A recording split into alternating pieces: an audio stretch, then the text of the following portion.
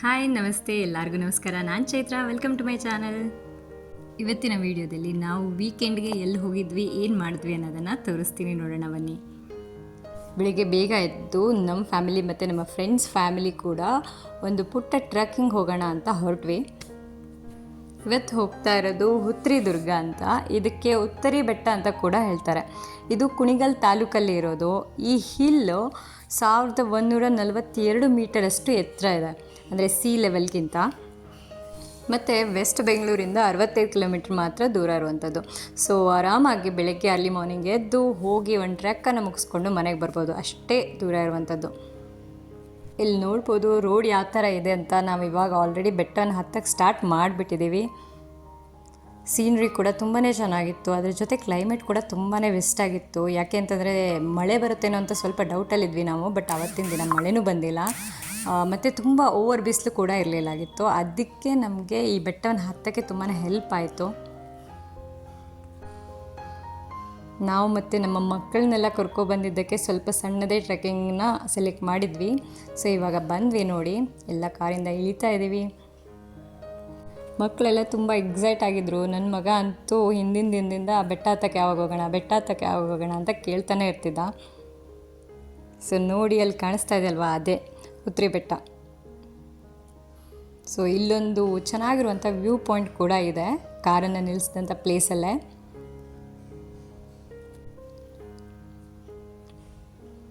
Port ಥರ ಇದೆ. So ನೋಡಿ ಎಷ್ಟು ಚೆನ್ನಾಗಿದೆ ಅಂತ. ನೋಡೋಕ್ಕೂ ತುಂಬಾ ಚೆನ್ನಾಗಿತ್ತು, ಮತ್ತು ಫೋಟೋ ಸೆಷನ್ ಎಲ್ಲ ಮಾಡೋಕ್ಕೂ ತುಂಬ ಚೆನ್ನಾಗಿದೆ ಪ್ಲೇಸು. ಇಲ್ಲಿ ಕಾಣಿಸ್ತಾ ಇದೆಯಲ್ವಾ ರೋಡು, ಇದೇ ರೋಡಲ್ಲಿ ನಾವು ಈ ಬೆಟ್ಟವನ್ನು ಹತ್ಕೊಂಡು ಬಂದಿದ್ದು, ಅಂದರೆ ವೆಹಿಕಲ್ ಮೇಲೆ.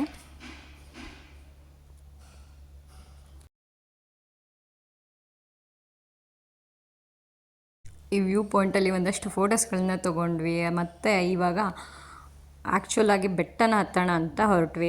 ಸೊ ಇವಾಗ ನೋಡ್ಬೋದು ಸುತ್ತಮುತ್ತ ಎಲ್ಲ ಒಂದು ಪುಟ್ಟ ಹಳ್ಳಿ ಇದೆ. ಅಲ್ಲಿನ ಜನರು ಕೂಡ ತುಂಬಾ ಚೆನ್ನಾಗಿದ್ದಾರೆ, ಚೆನ್ನಾಗಿ ಮಾತಾಡಿಸ್ತಾರೆ ಕೂಡ. ಸೊ ನೋಡಿ, ಹೊರಡ್ತಾ ಇದ್ದೀವಿ. ಅಲ್ಲಿ ಎದುರುಗಡೆ ಬೆಟ್ಟ ಕಾಣಿಸ್ತಾ ಇದೆ, ಅದೇ ಬೆಟ್ಟನ ನಾವು ಹತ್ತೋದು. ಪಕ್ಕಕ್ಕೆ ತುಂಬಾ ಗ್ರೀನರಿ ಕೂಡ ಇದೆ.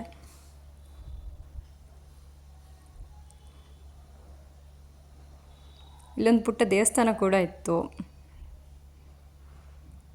ಬೆಟ್ಟದ ಬುಡದಲ್ಲೇ ಒಂದು ಪುಟ್ಟ ದೇವಸ್ಥಾನ ಇದೆ. ಮತ್ತು ಇಲ್ಲೊಂದಷ್ಟು ಜಾಗ ಕಾರ್ ಪಾರ್ಕ್ಗೆ ಅಂತ ಇತ್ತು, ನಮಗೆ ಗೊತ್ತಿರಲಿಲ್ಲ. ಸೊ ಸ್ವಲ್ಪ ಹಿಂದೆನೇ ಗಾಡಿ ನಿಲ್ಲಿಸಿದ್ವಿ. ಮತ್ತು ಯಾರು ಹೋಗೋದಿದ್ರೆ ನೀವು ನೋಡ್ಬೋದು, ಇಲ್ಲಿ ಪಾರ್ಕಿಂಗ್ ಕೂಡ ಇದೆ. ಸೊ ಬೆಟ್ಟದ ಬುಡದಲ್ಲಿದ್ದೀವಿ. ಇವಾಗ ಬೆಟ್ಟನ ಹತ್ತೋಕ್ಕೆ ಸ್ಟಾರ್ಟ್ ಮಾಡಿದ್ದೀವಿ. ದೊಡ್ಡವ್ರಿಗಿಂತ ಜಾಸ್ತಿ ಮಕ್ಕಳೇ ತುಂಬ ಎಕ್ಸೈಟ್ ಆಗಿದ್ದಾರೆ. ಓಡ್ತಾನೆ ಇದ್ದಾನೆ ಇವನಂತೂ.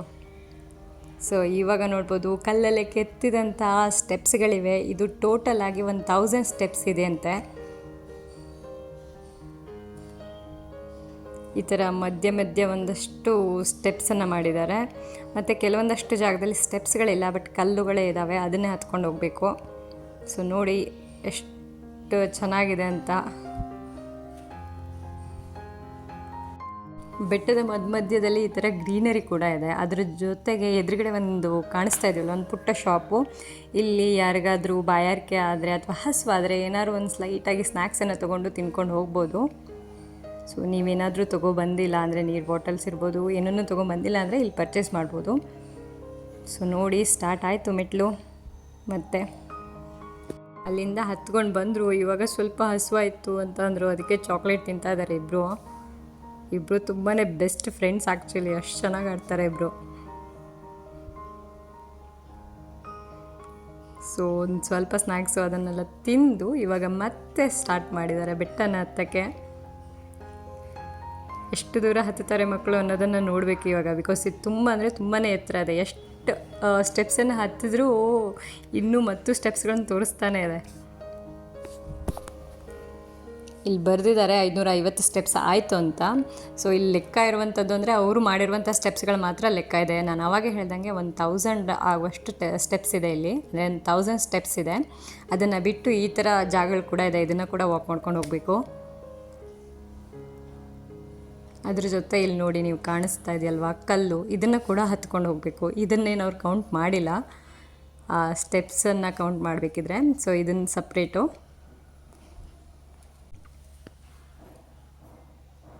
ಮತ್ತು ಇಲ್ಲಿ ಇದೊಂದು ಮಿಡಲ್ ಪಾಯಿಂಟ್ ಅಂತ ಹೇಳ್ಬೋದೇನೋ. ಸೊ ಇಲ್ಲಿ ಕೂಡ ಒಂದಷ್ಟು ಸ್ನ್ಯಾಕ್ಸ್ಗಳು ಮತ್ತು ನೀರು ಬಾಟಲ್ಸ್ಗಳೆಲ್ಲ ಸಿಗ್ತವೆ, ನೀವು ಇವಾಗ ನೋಡ್ಬೋದು. ಸೊ ನಾವೇನು ತೊಗೊಂಡಿಲ್ಲ, ಹಾಗೆ ಸ್ಟ್ರೈಟಾಗಿ ಹೊರಟ್ವಿ. ಮತ್ತು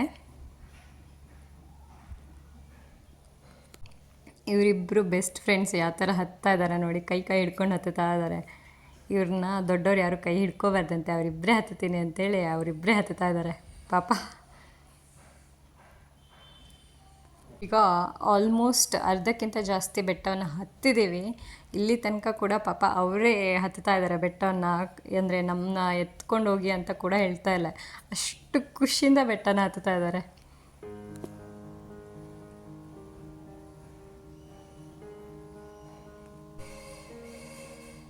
ನೋಡಿ, ಈ ಕಲ್ಲನ್ನು ಕೂಡ ತಾವೇ ಹತ್ತೀವಿ ಅಂತ ಹತ್ತುತ್ತಾ ಇದ್ದಾರೆ ಇಬ್ಬರು. ಹೀಗೆ ಮುಂದೆ ಬಂದ್ವಿ. ಬಂದಮೇಲೆ ಇಲ್ಲೊಂದು ಪುಟ್ಟ ಗುಡಿ ಇದೆ, ಮಾರುತಿ ಗುಡಿ ಇದೆ ನೋಡಿ ನೀವು.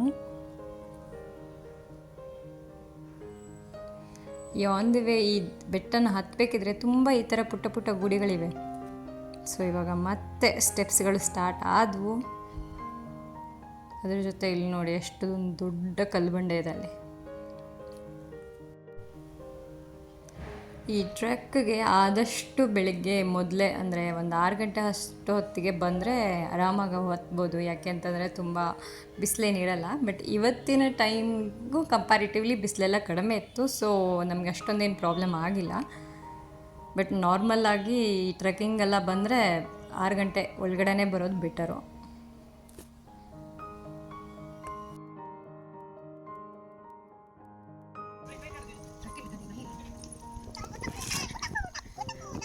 ಕುದುರೆ ಗಾಡಿ ನಾನು ಎದಿ ಮನೆ ಅದು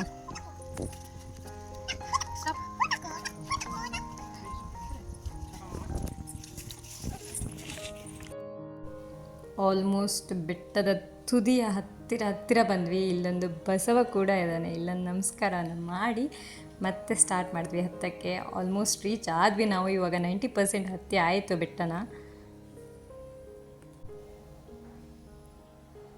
ನೋಡಿ, ಇಲ್ಲೊಂದು ಗುಡಿ ಕಾಣಿಸ್ತಾ ಇದೆ. ಇದೇ ಈ ಬೆಟ್ಟದ ತುದಿಯಲ್ಲಿರುವಂಥ ಗುಡಿ.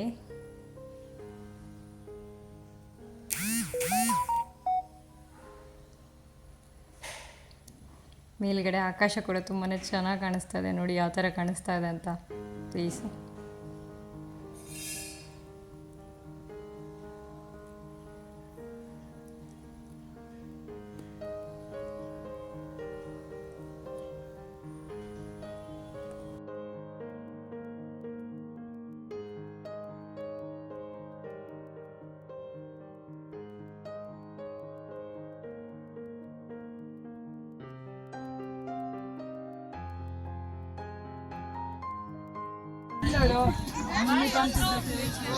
ಹುಡುಗರು ಉಮೇದಿನೇ ಮಾಡಿದ್ವಲ್ಲ. 10 ಗಂಟೆ ಬಂದು ಒಳ್ಳೆ ಸ್ಟೆಮಿನಾ ಇತ್ತು.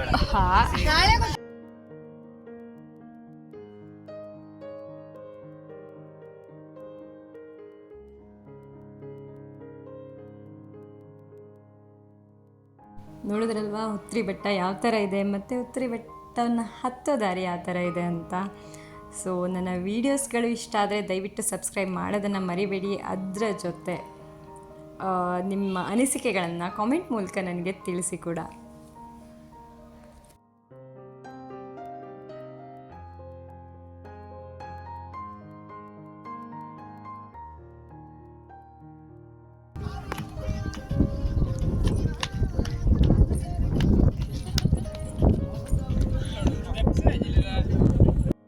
ಬೆಟ್ಟನ ಹತ್ತಿದ್ಮೇಲೆ ಮಕ್ಕಳೆಲ್ಲ ಒಂದು ಸ್ವಲ್ಪ ಹೊತ್ತು ಆಡಿದ್ಮೇಲೆ ಒಂದು ಸ್ವಲ್ಪ ಹಸಿವಾಯಿತು. ಕೆಲವೊಂದಷ್ಟು ಸ್ನ್ಯಾಕ್ಸ್ಗಳನ್ನು ಮನೆಯಿಂದ ತೊಗೊಬಂದಿದ್ವಿ, ಅದನ್ನು ಕೂಡ ನಾವು ತಿಂದ್ವಿ. ಇಲ್ಲಿ ತಿಂದಮೇಲೆ ಒಂದು ಸ್ವಲ್ಪ ಹೊತ್ತು ಕೂತ್ಕೊಂಡು ನೇಚರ್ ಮಧ್ಯೆ ಆರಾಮಾಗಿ ಕಾಲ ಕಳೆದು ಇವಾಗ ರಿಟರ್ನ್ ಬೆಟ್ಟವನ್ನು ಇಳಿಯೋಕ್ಕೆ ಸ್ಟಾರ್ಟ್ ಮಾಡಿದ್ವಿ.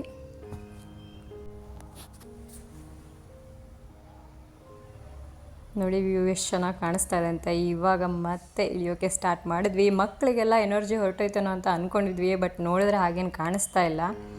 ಫುಲ್ ಹಾರ್ತಾನೆ ಇಳಿತಾ ಇದ್ದಾರೆ. ಇವಾಗ ನೋಡ್ಬೋದು ನೀವು ಇಲ್ಲಿ ಕೆಳಗಡೆ ವ್ಯೂ ಯಾವ ಥರ ಕಾಣಿಸ್ತಾ ಇದೆ ಅಂತ ಕೂಡ ನೋಡ್ಬೋದು ನೀವು. ನೋಡಿ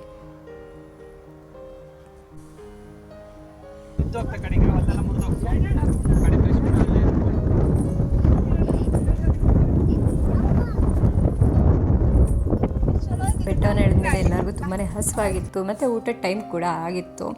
ಅದಕ್ಕೆ ಅಲ್ಲಿಂದ ಒಂದು 6 ಕಿಲೋಮೀಟ್ರ್ ಮುಂದೆ ಬಂದಮೇಲೆ ಒಂದು ಹೋಟೆಲ್ ಸಿಕ್ತು ನಮಗೆ. ಸೊ ಅಲ್ಲೇ ಊಟವನ್ನು ಮಾಡಿದ್ವಿ. ಊಟ ಮಾಡಿದು ಆಮೇಲೆ ನಮ್ಮ ಬೆಂಗಳೂರು ಕಡೆ ವಾಪಸ್ ಅಂದರೆ ಮನೆ ಕಡೆ ಪಯಣವನ್ನು ಬೆಳೆಸಿದ್ವಿ. ನೋಡಿದ್ರಲ್ವ ನನ್ನ ವೀಡಿಯೋನ. ದಯವಿಟ್ಟು ಸಬ್ಸ್ಕ್ರೈಬ್ ಮಾಡೋದನ್ನು ಮರಿಬೇಡಿ. ಸೊ ನೆಕ್ಸ್ಟ್ ವೀಡಿಯೋ ಜೊತೆ ಸಿಗೋಣ. ಟಾಟಾ, ಟೇಕ್ ಕೇರ್, ಬಾಯ್.